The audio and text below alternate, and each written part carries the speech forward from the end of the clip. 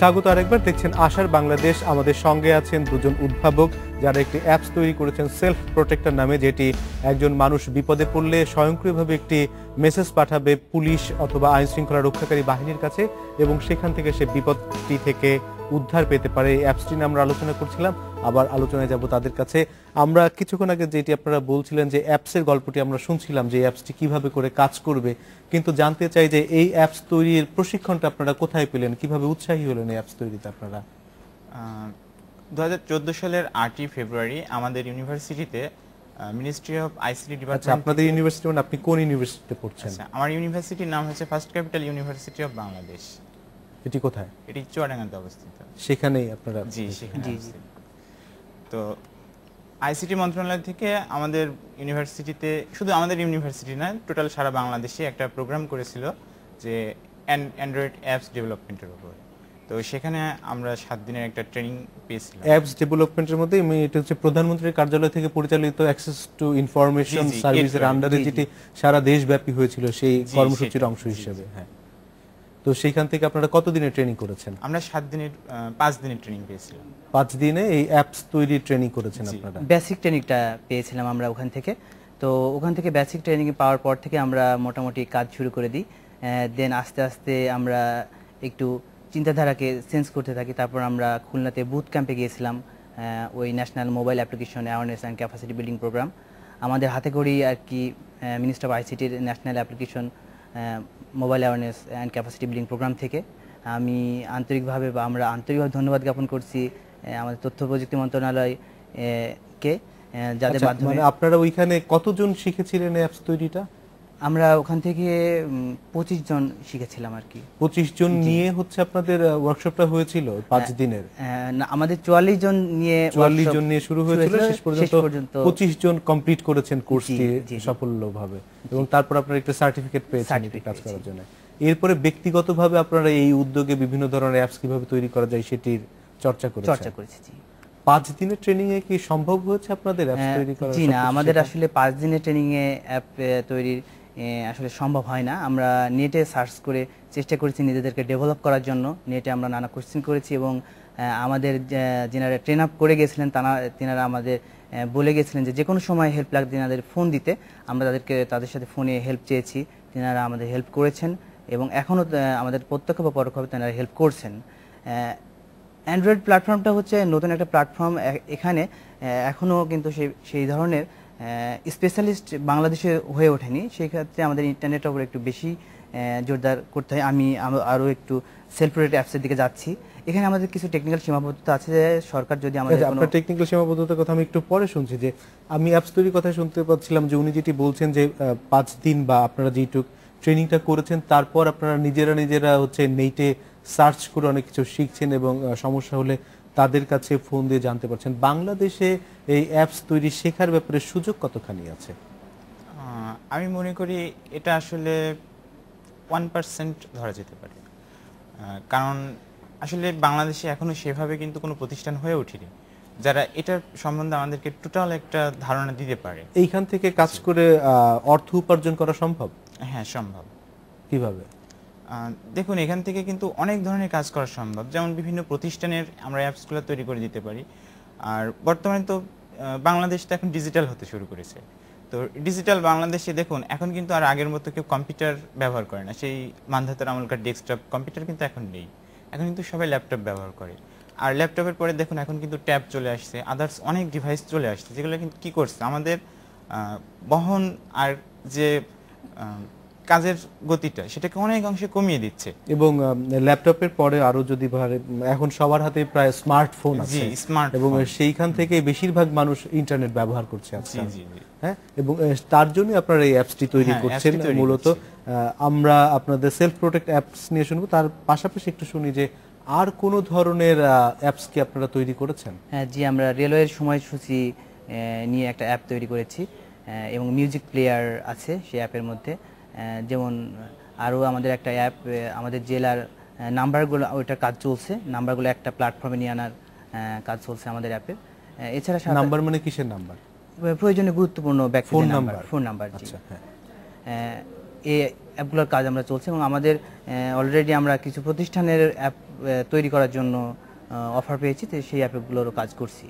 মোট হচ্ছে আপনারা 45 জনের মতন একটি ট্রেনিং করেছিলেন, সেখান থেকে 25 জন সেই ট্রেনিংটি সাফল্যভাবে শেষ করেছেন এবং সেখান থেকে আপনারা 3 জন মোটামুটি এটার পেছনে লেগে থেকে একটি অ্যাপস তৈরি করেছেন এবং আরো কয়েকটি অ্যাপস তৈরির পথে আছেন আপনারা। জি, তো আবার ফিরে আমরা সেলফ প্রোটেক্টর যে অ্যাপস নিয়ে কথা বলছিলাম, এটির আপনারা বলছেন যে কিছু আপনাদের সহযোগিতা দরকার বিভিন্ন পর্যায় থেকে। আপনারা সরকারের কোনো পর্যায়ে গিয়ে কোনো ধরনের আলোচনা করেছেন যে কি ধরনের আপনাদের সহযোগিতা দরকার বা কি রকম পেতে পারেন? আমরা সরকারের বেশ কিছু কর্মকর্তার সাথে কথা বলেছি। তো তারা আমাদেরকে বলেছেন যে এটা যদি আমরা সরাসরি তাদের কাছে একটা লিখিত আকারে দিই, হয়তো এটা নিয়ে তারা একটু বসে তারা এই বিষয়টা নিয়ে একটু কথা বলবে। এখনো লিখিত আকারে দিতে পারেন? আমরা এটা লিখিত আকারে এখনো দিতে পারিনি। আচ্ছা, সরকারের কোন পর্যায়ের কর্মকর্তাদের সঙ্গে আপনারা কথা বলেছেন? আমরা মেহেরপুরের এসপি স্যারের সঙ্গে কথা বলেছি এবং ওখানকার যে বর্তমান এডিসি স্যার আছে ওনার সঙ্গে আমরা কথা বলেছি। যেমন র্যাব 6 ক্যাম্পের যিনি দায়িত্বপ্রাপ্ত অফিসার আছেন ওনার সাথে কথা বলেছি আমরা। ওনারা আমাদেরকে অ্যাপ্রিসিয়েট করছেন এ বিষয়ে আরো এগিয়ে যাওয়ার জন্য। মানে মেহেরপুরের প্রশাসনিক কর্মকর্তাদের সঙ্গে আপনারা কথা বলেছেন, কিন্তু যদি এটি আইন শৃঙ্খলা রক্ষাকারী বাহিনীর সাথে যেহেতু জড়িত, আরো উচ্চ পর্যায়ে বোধহয় কথা বলা দরকার, কারণ হচ্ছে স্বরাষ্ট্র মন্ত্রণালয়ে কথা বলা দরকার। আপনারা স্বরাষ্ট্র প্রতিমন্ত্রী অথবা স্বরাষ্ট্র মন্ত্রণালয় সংশ্লিষ্ট কারোর সাথে যোগাযোগ করতে পেরেছেন? না, আমরা আসলে সেই ধরনের ক্যাপাসিটি পাই নাই বা ওইটা পাই নাই যে স্যারদের সাথে আমরা যোগাযোগ করতে পারবো। বা স্থানীয় প্রশাসনের সাথে আপনারা কথা বলেছেন এবং তারা আপনাদের কাছ থেকে একটি লিখিত চেয়েছে, হয়তো হলে পরে তারা তাদের উচ্চ পর্যায়ে যোগাযোগ করতে পারবে। আমরা আশা করব যে এখান থেকে যদি সরকারের উচ্চ পদস্থ যারা আছেন তারা বিষয়টি গুরুত্বের সঙ্গে দেখতে পারেন যে এই তরুণরা যে জিনিসটি উদ্ভাবন করেছেন সেটিকে কি করে আরো ভালোভাবে ব্যবহার উপযোগী করা যায়। এবং আপনাদের এই যে অ্যাপসটি আপনারা তৈরি করেছেন এটি আরো বোধহয় ডেভেলপমেন্টের দরকার আছে। হ্যাঁ, এটা অনেকখানি ডেভেলপের প্রয়োজন এবং আছে। আমরা এই অ্যাপসটা যে তৈরি করেছি শুধুমাত্র বিপদগ্রস্ত ব্যক্তির সাহায্যের জন্য। ঠিক আছে, কোনো অপরাধী আক্রমণ করলে এবং এই অ্যাপসের মধ্যে আমরা ইনক্লুড করতে পারবো ফায়ার সার্ভিস বা প্রয়োজনীয় হসপিটালের সার্ভার সিস্টেমগুলোকে, এবং সহজেই তাদের হেল্প পেতে পারবো যদি আমরা সরকারের পৃষ্ঠপোষকতা পাই বা কোনো সার্ভিস প্রোভাইডারের পৃষ্ঠপোষকতা পাই বা ভালো ডেভেলপারের পৃষ্ঠপোষকতা পাই। তাই সরকারের কাছে এবং যারা আমাদের দেশে আছেন টেকনোলজির সাথে যুক্ত এবং আমাদের দেশের জনগণের নিরাপত্তা নিয়ে চিন্তিত আছেন, আমাদের জনগণকে আমাদের ডিজিটাল বাংলাদেশের স্বপ্নের বাংলাদেশের জনগণের নিরাপত্তা আরো এক ধাপ এগিয়ে নিয়ে যেতে চান, তারা এই সেলফ ভালো ডেভেলপারের আপনারা প্রয়োজনীয়তা অনুভব করছেন। ভালো ডেভেলপার মানে অ্যাপস ডেভেলপার?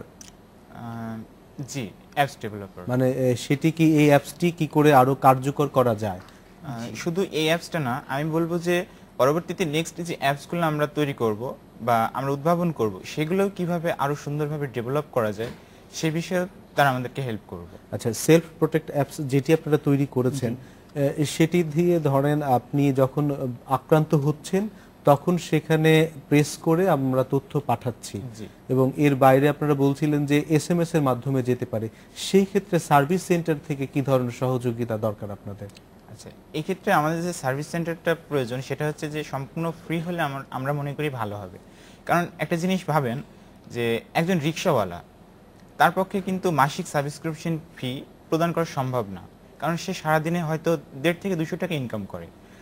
আবার যেমন ধরেন একজন ধনী লোক, সে কিন্তু মাসে তার কাছে 10-12 হাজার টাকা বা others something subscription fee bear করাটা এটা তার কাছে কোনো কঠিন কাজ না, অনায়াসে সে বেয়ার করতে পারবে। তো আমাদের যেহেতু অ্যাপসটা আপনার নিরাপত্তামূলক, সুতরাং আমরা এটা ভেবেছি যে নিচু লেভেল থেকে উপর সবার জন্য। তো আমি মনে করি যে গভর্নমেন্ট যদি আমাদের যে সার্ভিস সেন্টারটা যে নাম্বারটা দিবে সেটা যদি টোটালি ফ্রি করে সাবস্ক্রিপশন চার্জটা, তাহলে এটা সবাই ইউজ করতে পারবে। তো এজন্য আমি গভর্নমেন্টের কাছে অনুরোধ করব যে আমাদেরকে যেন একটা সার্ভিস সেন্টার নাম্বার দেওয়া হয় আর এই নাম্বারটা যেন totally SMS service charge free করা হয়, যাতে এই নোটিফিকেশনটা আমরা যখন সেন্ড করব তখন যেন কোনো সার্ভিস চার্জ কাটা না হয়। আর এই সেলফ প্রোটেক্ট অ্যাপস যদি বাংলাদেশে বাস্তবায়ন করা হয়, আমাদের ডিজিটাল বাংলাদেশে বাস্তবায়ন করা হয়, তাহলে আমাদের প্রশাসন খাতে যে হিউজ পরিমাণ অ্যামাউন্ট বরাদ্দ করা হয় তা অনেকাংশে কমে যাবে। এই অ্যাপসে আপনারা বলছেন যে আপনাদের নিয়ন্ত্রণের জন্য একটা সার্ভারও দরকার। জি, আমাদের নিয়ন্ত্রণ, যেহেতু অ্যাপসটা ম্যানেজমেন্ট করার জন্য নোটিফিকেশনটা কোথায় যাবে সেইটা ম্যানেজমেন্ট করার জন্য আমাদের একটা ডেডিকেটেড সার্ভার প্রয়োজন, যেখান থেকে আমরা ডাটা ডাউনলোড করব এবং সেটা ভিউ করে দেখতে পারবো। অর্থাৎ যেখানে সার্ভারে যেখানে নোটিফিকেশন যাবে সেইখান থেকে এটা দেখতে হবে। এবং আমাদের কাজ করার জন্য সার্ভার প্রয়োজন। আমাদের সীমাবদ্ধতা হচ্ছে আমাদের কোনো সার্ভার নাই। যদি সার্ভার থাকতো তাহলে হয়তো বা আমরা আজকে সবাই দেশবাসীকে সবাইকে আপনার মাধ্যম দিয়ে আমরা মেসেজটা সেন্ড করেও দেখাতে পারতাম। তাই আমি আবারও সরকারের কাছে সাহায্য চাচ্ছি। এইখানে যে এটি কি যে কোনো অপারেটর, ধরেন আপনি গ্রামীণ অথবা বাংলা লিংক, টেলিটক, এরকম যে কোনো অপারেটরের সিম থাকলেই তো সে ইউজ করতে পারবে, নাকি কোনো নির্দিষ্ট অপারেটর থাকতে হবে? না, এখানে সব অপারেটরের গ্রাহকদের জন্যই। সব ফোনের কোয়ালিটিটা আপনারা এই অ্যাপসটি তৈরি করছেন অ্যান্ড্রয়েড ফোনের জন্য, অ্যান্ড্রয়েড মোবাইলের জন্য। আইফোন বা অন্য কোনো ধরনের ফোনের জন্য এটি আবার কার্যকর হবে না? আমরা যদি আগে বলেছি ভালো ডেভেলপারের সাহায্য পাই, তাহলে আমরা আইফোন এবং উইন্ডোজ ফোনের জন্য ভার্সন বের করব ইনশাআল্লাহ। আমি আরেকটা কথা বলি যে শুধু আইফোন বা আপনার স্মার্টফোনগুলো না, আমরা চেষ্টা করছি যে আদার্স যে নর্মাল ফোনগুলো আছে, জাভা বা এমনি নর্মাল যে সেটগুলো, সেগুলো আপনার বাজারে 1000 টাকার ভিতরে পাওয়া যায়। আচ্ছা, আমরা চাচ্ছি যে সেই ফোনগুলোর ভিতরের জন্য এই অ্যাপসটা মানে বিল্ট ইন অবস্থায় দিয়ে দেওয়া যায়। মানে শুধু স্মার্টফোন না, যে ফোনগুলো আমরা সনাতনী কম সাশ্রয়ী মূল্যে যে সেটগুলি পাই সেই সেটেও আমরা একটু ব্যবহার করতে পারি, তার চেষ্টা করছি। কারণ সেজন্য কি আপনারা গবেষণা করছেন? জি, গবেষণা করছি। কারণ এই বিষয়ে যদি আমরা স্মার্টফোনের জন্য যদি চিন্তা ভাবনা করি, তাহলে আমাদের দেশের কিন্তু একটা হিউজ পরিমাণ জনগণ পিছিয়ে যাবে, এই নিরাপত্তা ব্যবস্থা থেকে বঞ্চিত হবে। এজন্য আমরা সবার জন্য সবার কথা চিন্তা করে আমরা সামনের দিকে এগিয়ে যাচ্ছি। এটি সাধারণ মানুষ যারা ব্যবহার করে তাদের জন্য তো একটু প্রশিক্ষণও দরকার আছে, সে কিভাবে এটি ব্যবহার করবে? জি, অবশ্যই প্রশিক্ষণ দরকার আছে। যখন এই অ্যাপটা মার্কেট প্লেসে আসবে, বাজারে আসবে, সরকারের পাশাপাশি আমাদের জনসাধারণ যারা টেকনোলজির সাথে যুক্ত আছে, আমরা নিজ নিজ অবস্থান থেকে যদি আমরা ব্যবহারকারীকে সচেতন করি এবং সরকার যদি এই অ্যাপসটাকে নিয়ন্ত্রণে নেয়, আসলে আমাদের মানুষ খুব তাড়াতাড়ি সবকিছু শিখতে পারে, কারণ যে মোবাইল ফোন, যে অশিক্ষিত মানুষ, অশিক্ষিত মানে যিনি লেখাপড়ার জ্ঞান যার খুব সীমিত, অথবা তারাও কিন্তু আজকাল ব্যবহার করছে। সুতরাং এটি যদি আমি বুঝি যে আমার জন্য প্রয়োজনীয় বা কার্যকর, তখন নিজে নিজেই অনেকে এটি শিখে নিতে উদ্যোগী হবে। হ্যাঁ, আমরা আবারই আপনাদের সাথে আলোচনায় ফিরবো বিরতির পর। যাচ্ছি ছোট্ট একটি বিরতিতে, ফিরছি কিছুক্ষণ।